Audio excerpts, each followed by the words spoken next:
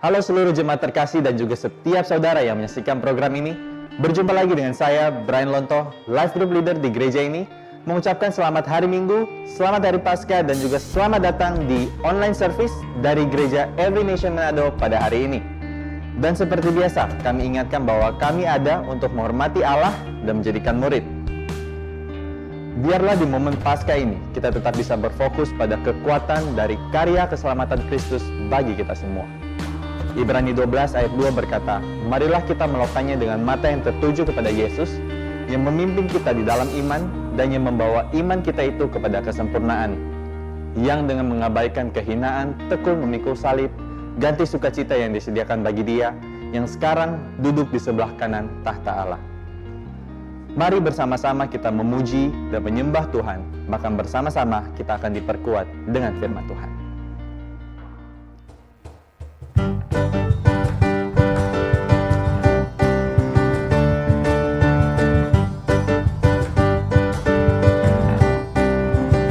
Bersorak-sorai, bersorak-sorai, muliakan namanya, Dia berperang ganti kita. Bertepuk tangan, muliakan namanya, Dia selamatkan jiwa kita. Satu-satunya penebus, kalahkan maut, bangkit dan hidup. Tuhan yang memberi kemenangan bersama kita, di dalam kita, masuk dalam kemuliaannya, Dia perlindungan dan pengharapan.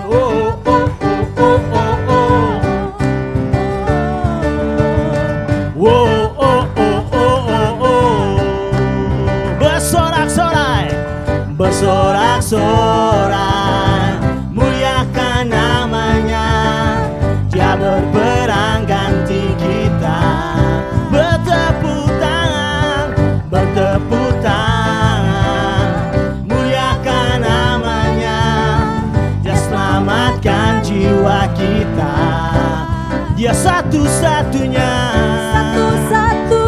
penebus, kalahkan maut, bangkit dan hidup. Tuhan yang memberi kemenangan bersama kita, di dalam kita, masuk dalam kemuliaannya, Dia perlindungan dan pengharapan. Tuhan yang memberi kemenangan bersama kita, di dalam kita, masuk dalam kemuliaannya, Dia perlindungan dan pengharapan.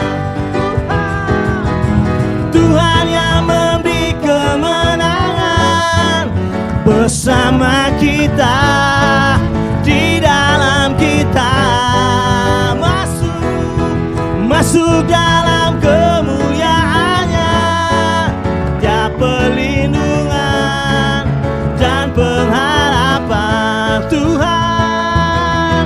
Tuhan yang memberi kemenangan bersama kita, di dalam kita, masuk dalam kemuliaannya, Dia perlindungan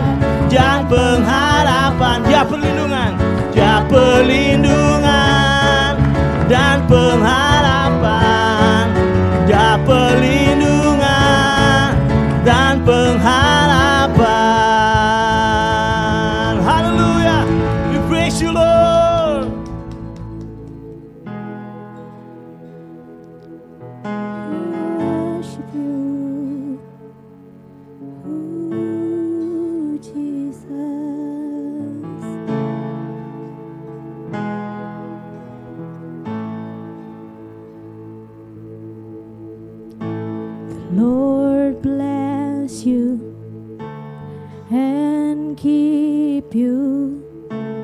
Make his face shine upon you and be gracious to you.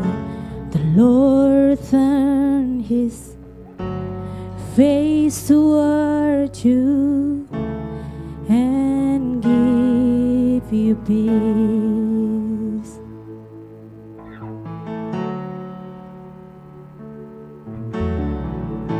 The Lord bless you and keep you. Make his face shine upon you and be gracious to you. The Lord turn his face toward you and give you peace.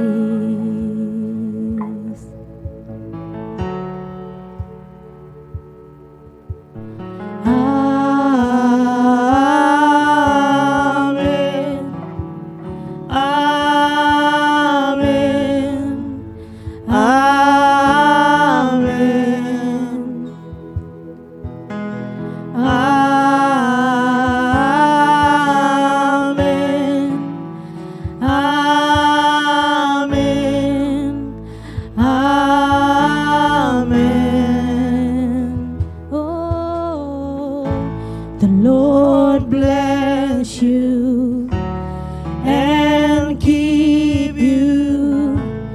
Make his face shine upon you and be gracious to you. The Lord turn his face towards you and give you peace. We receive.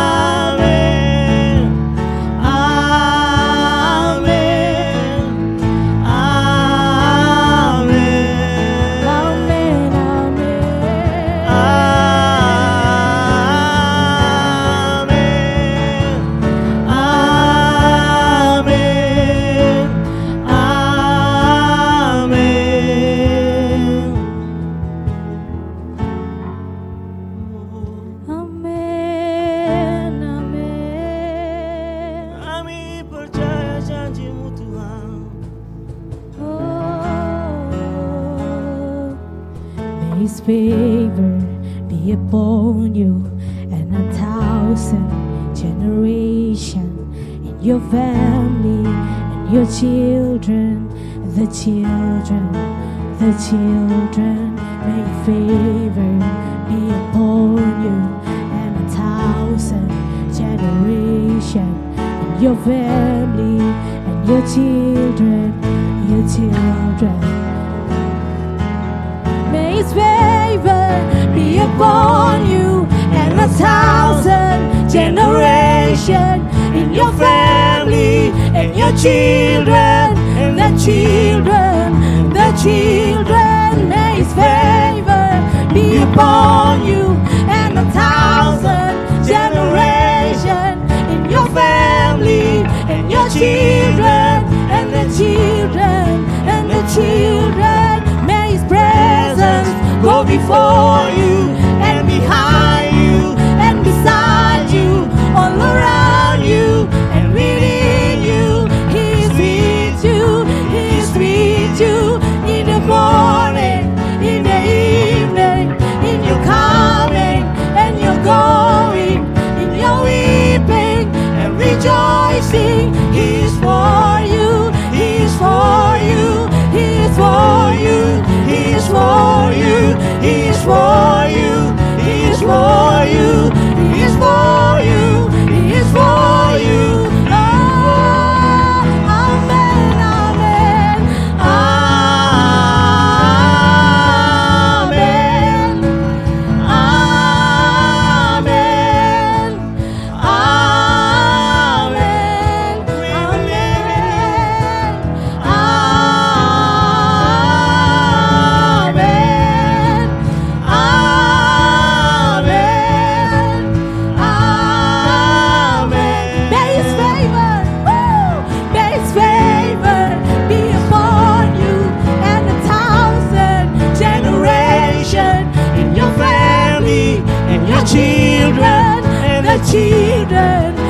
children, may His favor be upon you, and 1,000 generations in your family, in your children, and the children, and the children. May His favor be upon you, and 1,000 generations in your family, and your children, the children, the children. May His presence go before you, and behind you, and beside you, all around you, and within you.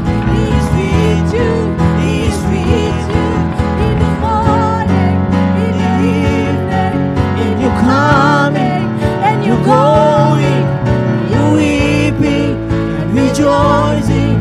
He is for you, He is for you, He is for you, He is for you, He is for you, He is for you, He is for you. Amen.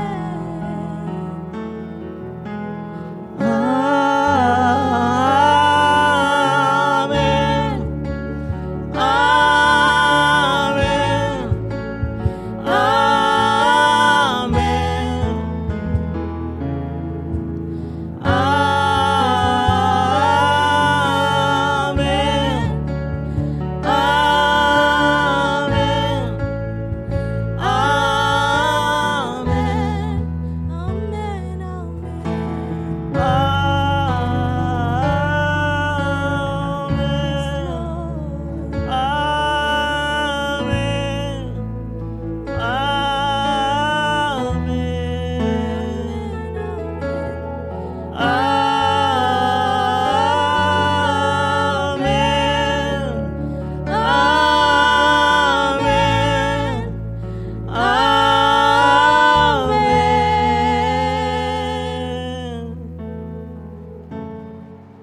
Hai Every Nation dan setiap saudara yang menyaksikan tayangan ini.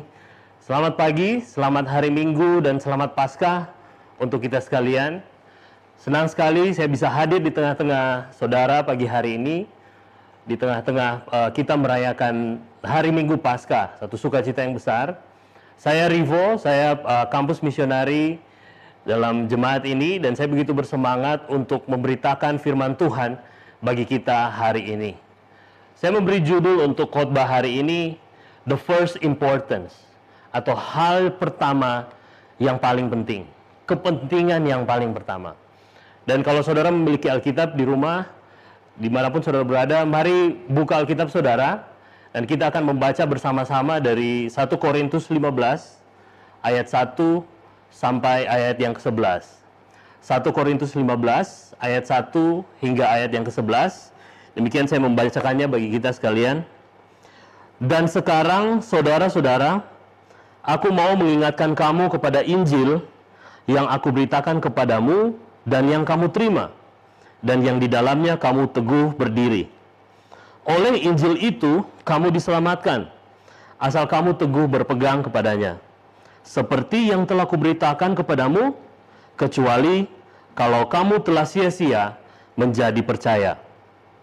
Sebab yang sangat penting telah kusampaikan kepadamu, yaitu apa yang telah kuterima sendiri.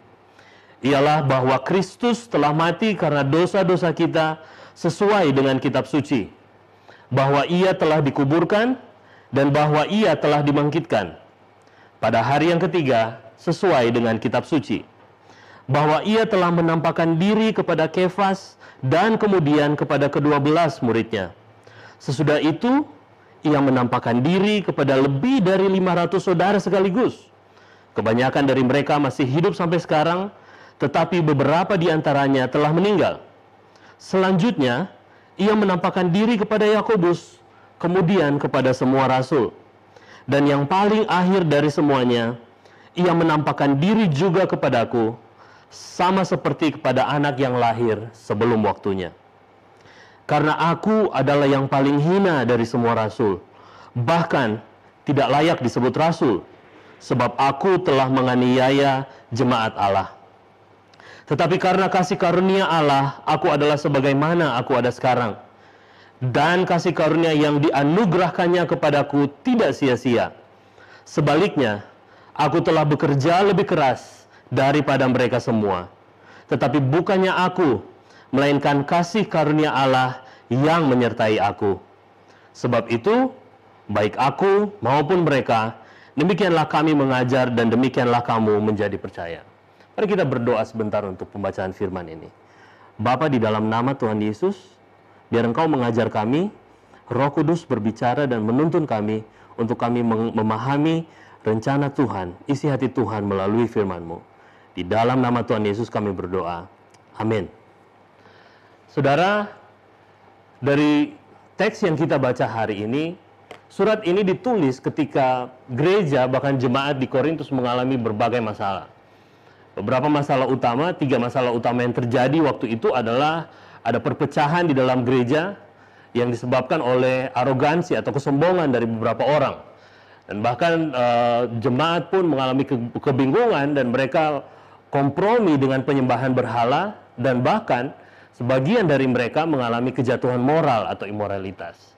Tetapi puncak dari seluruh masalah ini sebenarnya terletak pada bagian akhir dari surat pertama Paulus kepada jemaat di Korintus, mengenai adanya kebingungan secara teologis, adanya kebingungan akan pemahaman yang benar mengenai Kristus sebagai Tuhan yang telah bangkit dari maut. Sehingga pada akhirnya Paulus menulis surat ini supaya gereja dan bahkan jemaat di Korintus waktu itu mereka memahami panggilan mereka menjadi bait Roh Kudus yang sesungguhnya. Mereka memahami bahwa kerinduan Tuhan supaya setiap orang-orang Kristen mengalami kehidupan yang tanpa celah, bahkan sampai nanti ketika hari Tuhan datang mendekat. Dan satu poin utama yang Paulus mau jelaskan terutama melalui bagian ini adalah ketika surat ini ditulis supaya jemaat bahkan orang Kristen hari itu mereka stay faithful to the gospel. Mereka tetap berpegang teguh, mereka tetap setia kepada Injil yang benar. Injil yang menjelaskan siapa Yesus Tuhan dan apa yang telah dilakukannya. Saudara, permasalahan ini pada akhirnya dari semua masalah yang dijelaskan itu, puncaknya, core atau inti dari masalah itu adalah theological confusion. Ada kebingungan secara teologis mengenai apa yang Yesus kerjakan dan apakah Yesus benar-benar bangkit dari kematian. Karena kebingungan ini, dampak atau buah dari semua yang dilakukan oleh jemaat itu, mereka mengalami cara hidup yang keliru, wrong way of living.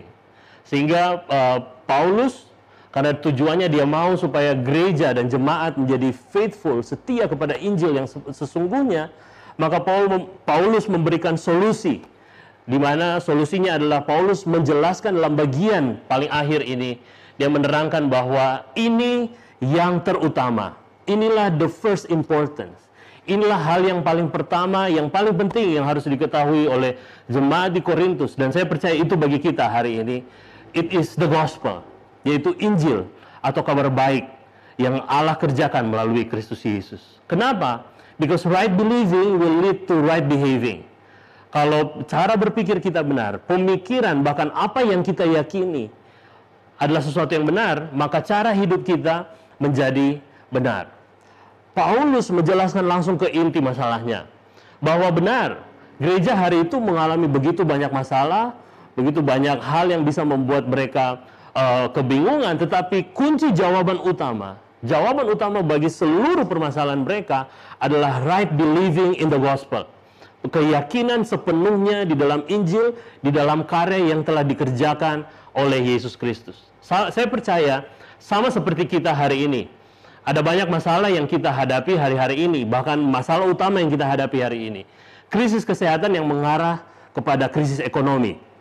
Saya percaya bahwa the real answer, jawaban sesungguhnya tetap adalah Injil, tetap adalah kabar baik, tetap adalah keyakinan sepenuhnya di dalam Injil akan apa yang telah Yesus Kristus lakukan. Saudara, kita pasti bersyukur bila suatu hari nanti angka penyebaran virus ini menurun. Amin. Bahwa kita pasti bersyukur ketika nanti seluruh aktivitas ekonomi kita akan membaik. Dan kita bersyukur setelah nanti ketika antivirus pengobatan untuk keadaan COVID-19 ini bisa diproduksi massal dan bisa menjawab, memberikan pertolongan, menjawab kebutuhan kita. Tetapi pertanyaan saya bagi setiap kita pagi hari ini, could it solve the real problem of mankind? Apakah hal itu dengan semua solusi yang terjadi di atas bisa menyelesaikan permasalahan sesungguhnya dari kehidupan kita sebagai manusia? Saya bisa menjawab, not really, tidak sepenuhnya. Kenapa? Karena masalah utama kita sebagai manusia adalah dosa, adalah hati yang menjauh dari Allah. Itulah sebabnya Paulus menjelaskan, Paulus memberikan jawaban bagi permasalahan jemaat waktu itu dengan hal yang paling penting, hal yang paling terutama, yaitu Injil. Right believing, right behaving. Ketika yakin sepenuhnya akan kebenaran Injil, maka kita tahu bagaimana cara hidup yang benar. Saudara, dikatakan bahwa di ayat ketiga, Paulus berbicara, sebab yang sangat penting telah kusampaikan kepadamu, yaitu apa yang kuterima sendiri. Saya mau mengajak saudara untuk, mungkin saudara bisa tandai, highlight kata-kata yang sangat penting. Dalam bahasa Inggris dikatakan the first importance, yang paling pertama, yang paling penting. Ini yang Paulus mau sampaikan. Apakah yang sangat penting itu?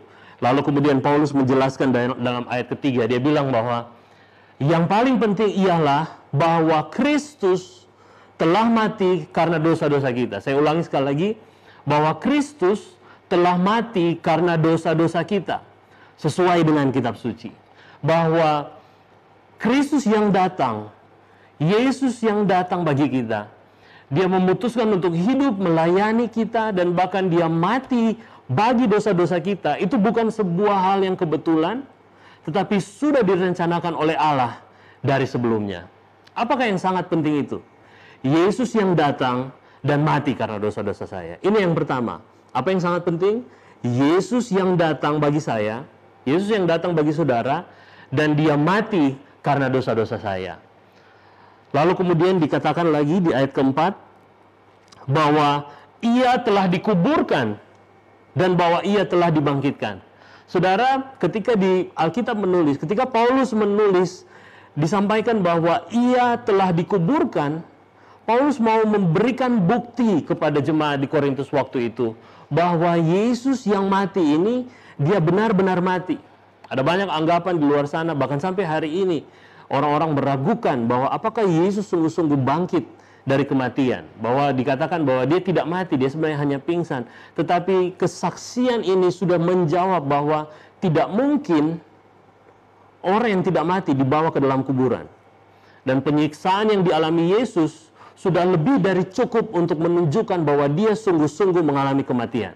Tapi kemudian di ayat 4, Paulus menyampaikan dengan tegas bahwa ia telah dibangkitkan pada hari yang ketiga sesuai dengan isi kitab suci.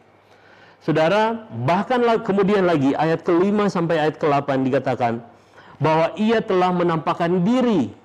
Yesus yang mati, Yesus yang kemudian bangkit, dia kemudian menampakkan diri. Dia menampakkan diri kepada Paulus, menjelaskan berulang kali. Dia memberikan lebih dari satu bukti untuk menunjukkan bahwa Yesus sungguh-sungguh bangkit dari antara orang mati. Dia menampakkan diri kepada Kefas, kepada Petrus, dan kemudian kepada ke-12 orang murid. Lalu kemudian dia menampakkan diri kepada lebih dari 500 orang saudara. Sebagian sudah meninggal, sebagian masih ada. Lalu kemudian dia menampakkan diri kepada Yakobus, yang merupakan saudara adiknya. Kemudian kepada semua rasul dan bahkan kepada Paulus. Saudara, apakah yang sangat penting itu? Pertama, Yesus yang datang dan mati karena dosa-dosa kita. Yang kedua, apakah yang sangat penting itu?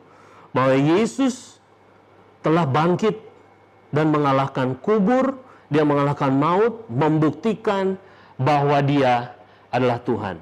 Saya percaya ini menjadi hal yang pertama, yang paling penting, yang harus selalu kita ingat. Yang harus selalu kita ketahui, bahwa Yesus yang datang untuk mati karena dosa-dosa saya, dia juga telah bangkit dari maut untuk membuktikan bahwa dia adalah Tuhan. Saya mau mengajak setiap saudara berpikir mengenai hal ini. Kalau masalah terbesar kita adalah keuangan, maka pasti Tuhan akan mengutus seseorang yang kaya, seseorang yang bermurah hati supaya kita bisa berkecukupan secara ekonomi. Kalau masalah utama kita adalah pendidikan atau kebodohan, maka Tuhan pasti akan mengirimkan guru atau seorang pendidik. Kalau masalah utama kita adalah kesehatan, maka dia pasti akan mengirimkan dokter, perawat, atau tabib yang akan menyembuhkan. Kalau masalah utama kita adalah emosional, maka dia akan mengirimkan mental therapist bagi kita. Tetapi dengar baik, masalah utama kita adalah dosa. Oleh sebab itu, Bapa di sorga mengutus Yesus menjadi juru selamat bagi kita. Saudara, saya percaya bahwa kasih karunia Allah yang dinyatakan dalam kematian dan kebangkitan Yesus Kristus adalah bukti bahwa Allah sungguh-sungguh mengasihi saya. Di tengah-tengah situasi yang tidak menentu hari-hari ini yang kita rasakan, saya percaya we need to hear this. Saya percaya bahwa saudara perlu mendengar ini. Kapan semua krisis ini akan selesai? Jawabannya nobody knows, tidak ada yang tahu. Tetapi dengar baik, kalau Tuhan bisa menaklukkan the greatest crisis of all our needs, kalau Tuhan sanggup untuk mengalahkan, menaklukkan krisis terbesar di dalam hidup kita, yaitu dosa, maka saya percaya bahwa Dia lebih dari sanggup untuk menolong, menyelamatkan kita dari krisis ini. Bahkan kemudian di dalam ayat 8 hingga ayat ke-9, saya melihat satu bagian lain di mana kemudian Paulus menjelaskan dirinya. Ada sesuatu yang menarik di sana, saudara. Saudara perhatikan dalam ayat 8 dan ayat 9 dikatakan bagaimana Paulus mendeskripsikan dirinya lebih rendah. Dia katakan bahwa dia menganggap dirinya seperti anak yang lahir sebelum waktunya. Lalu kemudian dikatakan dia adalah yang paling hina dari semua rasul. Lalu kemudian dia mengatakan bahwa dia tidak layak bahkan disebut sebagai rasul. Dan bahkan dia dengan jelas menggambarkan bagaimana dia adalah seorang penganiaya jemaat Allah. Saudara, seperti Paulus sedang menganggap rendah dirinya. Tetapi sebenarnya dia sedang berusaha membuat satu poin yang jelas di sini. Ayat 10 berbicara mengenai poin utamanya. Bahwa Paulus menyampaikan, karena kasih karunia Allah, aku adalah sebagaimana aku ada sekarang.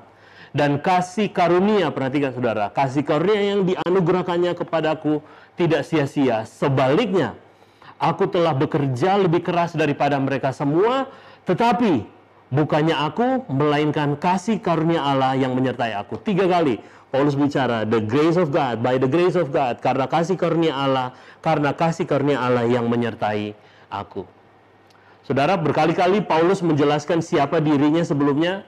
Dia menggambarkan dirinya begitu rendah, tetapi berkali-kali juga ia menyebutkan betapa kasih karunia Allah telah bekerja secara luar biasa bagi dirinya. Saya percaya bahwa kasih karunia Allah yang dinyatakan dalam kematian dan kebangkitan Yesus Kristus, pertama menunjukkan betapa Allah mengasihi kita. Tapi yang kedua, saya percaya kasih karunia Allah di dalam kematian dan kebangkitan Yesus Kristus sanggup mengubahkan hidup kita. Sanggup mengubahkan cara kita berpikir, cara kita melihat keadaan, cara kita melihat krisis yang terjadi, sanggup mengubahkan bagaimana prioritas hidup kita. Bahkan terlebih ketika kita menghadapi situasi yang paling sulit sekalipun seperti hari-hari ini. Kita memerlukan ini, we need this. Bahwa anugerah Allah tidak hanya menyelamatkan saya, tetapi anugerah Allah cukup dan sanggup untuk mengubahkan hidup saya, sanggup untuk mentransformasi hidup saya, bahkan di tengah keadaan krisis seperti hari-hari ini. Waktu-waktu seperti ini, saya mau mengajak setiap saudara bahwa setiap kita masih bisa, kita memiliki kesempatan untuk tetap menjadi berkat. Kenapa? Karena kasih karunia Allah mengubahkan hidup kita. We can still be a blessing. Kita masih tetap akan bisa dan terus melakukan apa yang Tuhan mau untuk kita lakukan. Panggilan untuk menjadikan murid, panggilan untuk menjadi berkat, bahkan sekalipun kita harus berdiam di dalam rumah.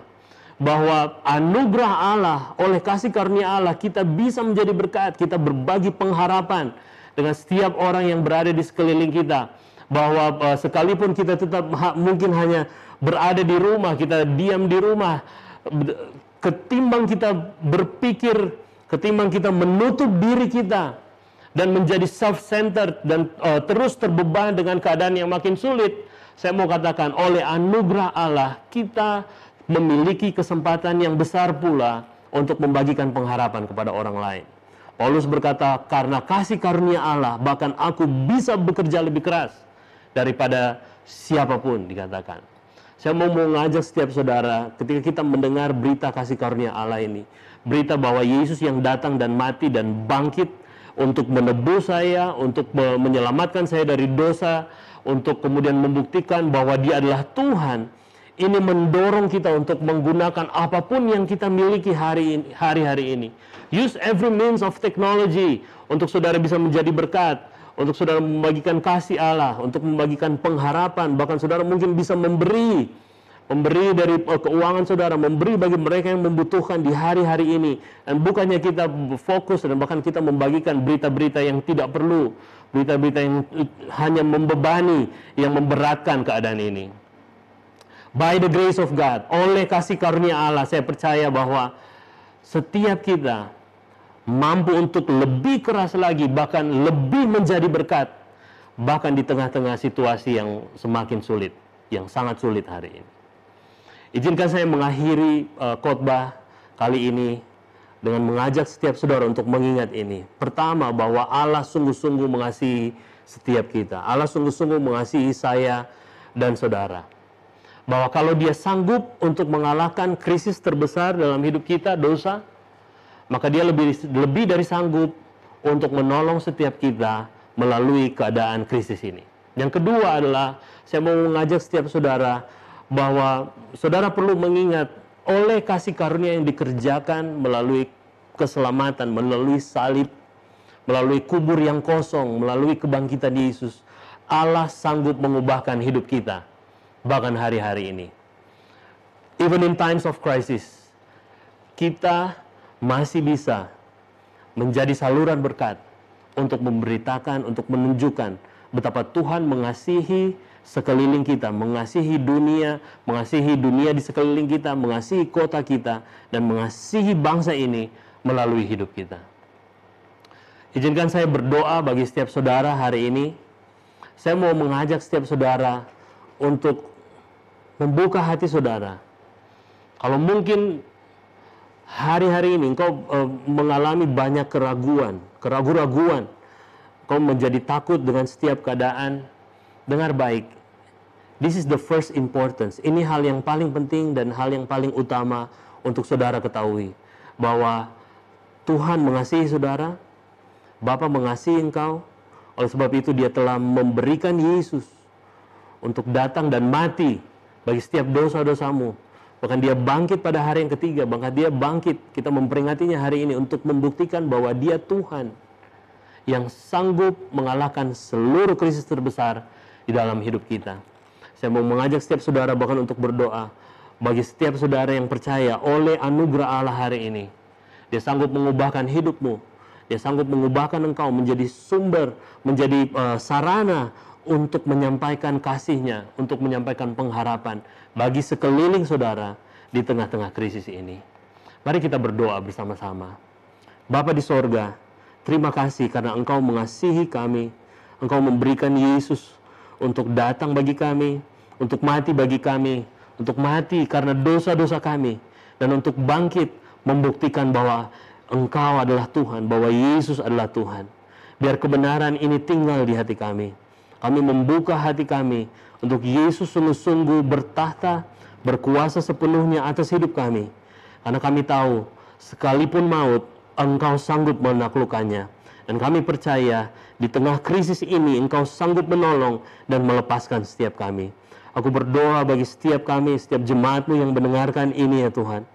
Biar kiranya kasih karunia Allah memberi kami kemampuan untuk kami menjadi berkat, untuk kami memberitakan pengharapan, untuk kami menyalurkan kasih Allah bagi sekeliling kami sekalipun kami berada dalam krisis. Dan bahkan Tuhan, kami bersepakat pagi hari ini, kami mau percaya bahwa Engkau Allah yang akan menolong, Engkau lebih dari sanggup untuk melepaskan setiap kami dari krisis COVID-19 ini. Kami berdoa untuk setiap tim medis yang bekerja di rumah sakit. Kami berdoa anugerah Allah menyertai mereka, pertolongan Tuhan menyertai mereka. Kami berdoa bagi mereka yang menjadi pasien, mereka yang sedang dirawat di isolasi. Kami berdoa ada kesembuhan yang dari Tuhan di dalam nama Tuhan Yesus. Bahkan kami berdoa bagi setiap keluarga di rumah yang sedang stay at home, mereka yang sedang mendukung untuk semua ini bisa berjalan dengan lancar. Tuhan memberi penghiburan bagi setiap kami. Mereka yang mengalami masalah krisis ekonomi oleh karena keadaan yang berubah ini, Tuhan, aku berdoa Engkau lebih dari sanggup untuk menolong setiap keadaan kami. Bahkan Tuhan, kami berdoa Engkau menolong pemerintah provinsi, pemerintah kota, dan bahkan bangsa kami, dan bahkan seluruh bangsa-bangsa. Engkau yang akan memberi hikmat untuk setiap pemimpin kami dalam mereka memimpin bangsa ini dan memimpin setiap kami untuk melalui keadaan krisis ini. Terpujilah namamu. Kami bersuka cita untuk kasih karunia Allah yang besar, kuasa kebangkitan di dalam Yesus Kristus Tuhan kami. Di dalam nama Tuhan Yesus kami berdoa. Amin. Bapak, Ibu, Saudara, dimanapun engkau berada, dalam situasi dunia yang membuat engkau takut, khawatir, bahkan membuat engkau bimbang, dengar ada kabar baik bagimu.